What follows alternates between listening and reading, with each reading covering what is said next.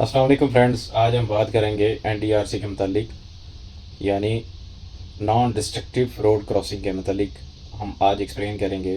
इसका basically purpose होता है किसी भी गैस पाइपलाइन को, पानी की पाइपलाइन को या टेलीकॉम की केबल्स और किसी भी सीवेज लाइन को क्रॉस करना रोड के दूसरी तरफ, ताकि रोड के जो स्ट्रक्चर है उसको नुकसान नहीं पहुँचे और ट्रैफिक की रवानी में कोई खलल नहीं आए। तो उसके लिए हम यूज़ करते हैं एनडीआरसी पिट्स। ये दो पिट होते हैं, यानी एक रोड के एक तरफ होता है, दूसरा रोड के दूसरी तरफ होता है।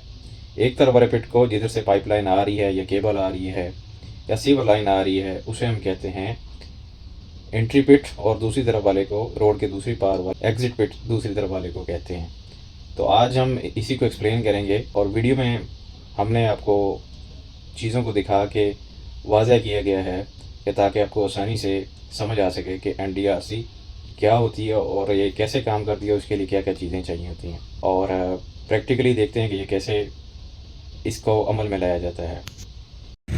अस्सलाम वालेकुम नाज़रीन, ये कंस्ट्रक्शन का काम चल रहा है यहाँ पे पाइपलाइन का।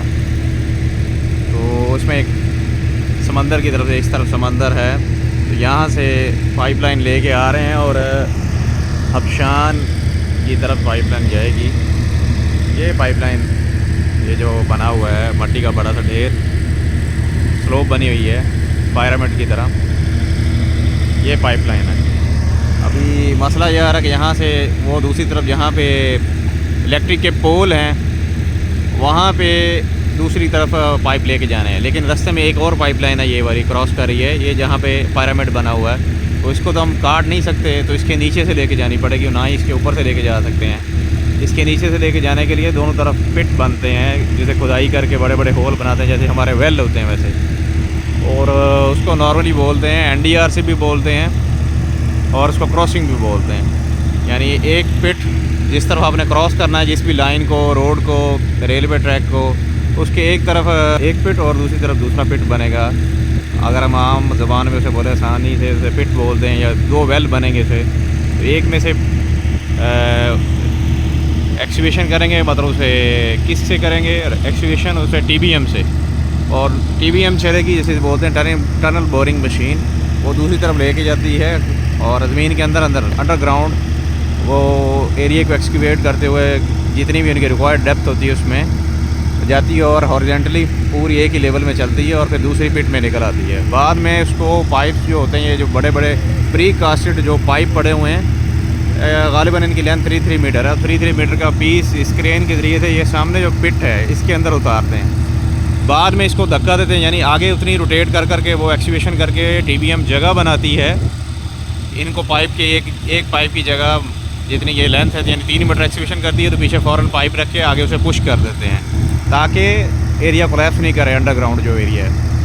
तो उसके लिए सिस्टम लगा होता है, क्रेन चाहिए होती है, टीबीएम मशीन चाहिए होती है, ये कंप्रेसर चाहिए होते हैं। सामने जो वाइट वाला पड़े हैं कंप्रेसर है, जनरेटर है, और येलो वाला जो बॉक्स है, शायद आपको मैं कैमरे में नहीं दिखा पा रहा, ये वाला, ये होता है टीबीएम के ऑपरेटर का कैबन होता है। इसमें बैठ के वो पूरी चीज़ें, कंप्यूटराइज सिस्टम होता है, उस पर कंट्रोल कर रहा था। जो आगे मशीन ज़मीन के अंदर चल रही होती है उसको सारा जो भी कंडीशन उसके सामने आ रही है, रॉक आ रही है, मट्टी की हालत कैसी है, कितना प्रेशर वो दे रहा है मशीन उसको कटिंग करने के लिए, कितनी पावर उसे चाहिए, कितनी पावर ले रहा है, सब कुछ उसमें रिकॉर्ड होता है। फिर वो किस डायरेक्शन में जा रहा है उसके हिसाब से वो उसको कंट्रोल करता है। तो मैं ऊपर से भी आपको एक दिखाता हूँ, वहाँ पे आवाज़ की समझ नहीं आएगी, शोर बहुत है जनरेटर्स का।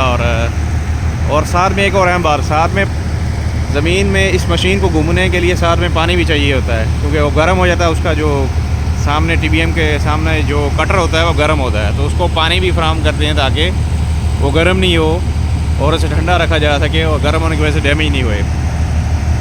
तो इससे फिर मशीन के साथ बाहर पानी भी आता है, जहाँ से मशीन एंटर करते हैं होल मार के, तो बहुत ज़्यादा पानी आता है। तो उसको कंट्रोल करने के लिए डिवाटरिंग अमल भी किया जाता है, साथ साथ पंप लगे होते हैं पानी का निकाल। ये बैरोनी सिस्टम लगा हुआ है, बाहर का सिस्टम है, ये वेल पॉइंट सिस्टम लगा हुआ है जो बाहर पानी कंट्रोल करता है। अंदर के लिए डीप वेल यूज़ करते हैं, उसके लिए मुख्तलिफ़ किस्म के पंप्स यूज़ किए जाते हैं। और साथ साथ जितना पानी आता है उतना उठा उठा के बाहर फेंकते रहते हैं। ये जैसे पाइप अभी बिछा रहे हैं, लाइन बिछी हुई है, इसमें से वो डिस्चार्ज लाइन है, अंदर वाला पानी बाहर फेंका जा रहा है। साथ में जो मड होता है उसके लिए एक्स्ट्रा और किस्म के पंप होते हैं। तो अभी मैं आपको पिट को दिखाऊंगा ऊपर से। ये इसके लिए प्लेटफॉर्म होता है, ये सेफ्टी के लिए ज़रूरी है। इसमें एयर रेस्क्यू के लिए होता है, अगर खुदा न खासा आदमी को अंदर कोई मसला हो जाता है तो उसको फ़ौरन ट्रॉलर क्रेन होती है, इससे उतारा जाता है इसको नीचे और आदमी को उसके ऊपर डाल के ऊपर खींच लिया जाता है और बाहर निकाल के सेफ्टी के जो बंदे होते हैं फर्स्ट एड वाले उनको दे दिया जाता है आदमी को। उसे फिर करीबी हॉस्पिटल, अगर ज़्यादा मसला हो तो करीबी हॉस्पिटल शिफ्ट किया जाता है। और सामने जो ऊपर लगी हुई है स्काफ होल्डिंग, वो उसमें पिट के अंदर नीचे आसानी से उतरने के लिए और ऊपर जाने के लिए यूज़ की गई है। और जगह जगह पे उसमें लैंडिंग भी यूज़ की है ताकि आदमी आराम कर कर के, मतलब उसके जैसे हम जब उतरते हैं तो लैक्टिक एसिड जमा हो जाता है हमारे घुटनों में, तो आराम कर कर के वो नीचे उतर सके और वो थके नहीं ज़्यादा। और ये जब हमारी ये पाइलिंग की हुई है जिसमें एक प्राइमरी एक सेकेंडरी ऐसे पाइलिंग होती है, जहाँ पे हमारी डेप्थ 12 मीटर प्लस होती है तो शीट पाइल की जगह हमें कंक्रीट की पाइलिंग ये वाली करते हैं। तो ये नीचे इसकी लेंथ डेप्थ है ये 12 मीटर से ज़्यादा है और नीचे ये पूरा सिस्टम लगा हुआ है। ब्राइटनेस की वजह से क्लियर शायद नहीं होएगा, ब्राइटनेस को मैं एडजस्ट नहीं कर पा रहा हूँ इस कैमरे में।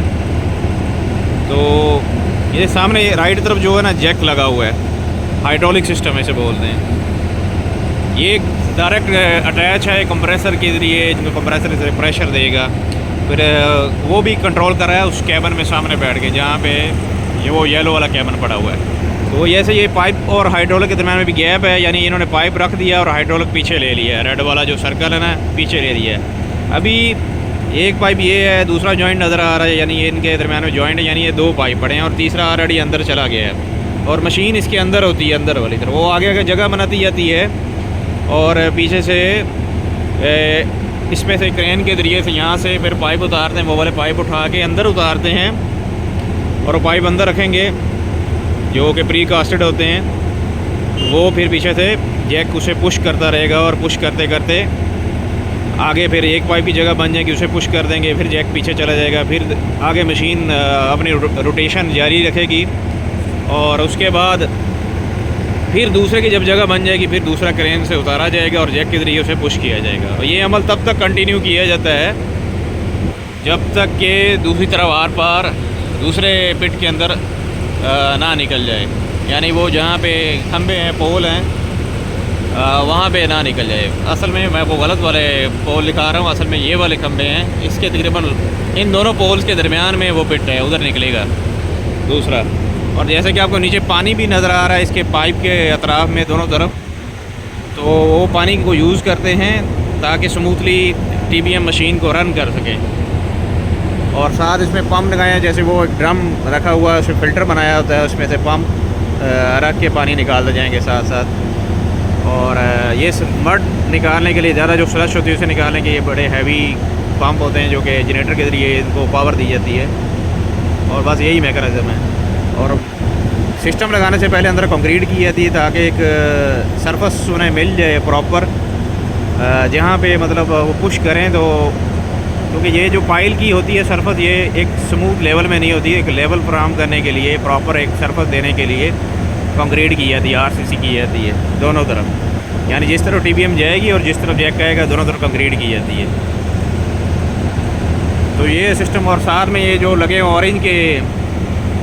ऑरेंज कलर के जो एग्जास्ट लगे हैं, ये असल में नीचे जो ज़मीन में हवस होती है, नीचे जो भी मतलब ख़तरनाक गैसेस होती हैं उनको फैंस के ज़रिए बाहर निकाला जाता है ताकि अंदर आदमियों के लिए ऑक्सीजन की कमी नहीं हो।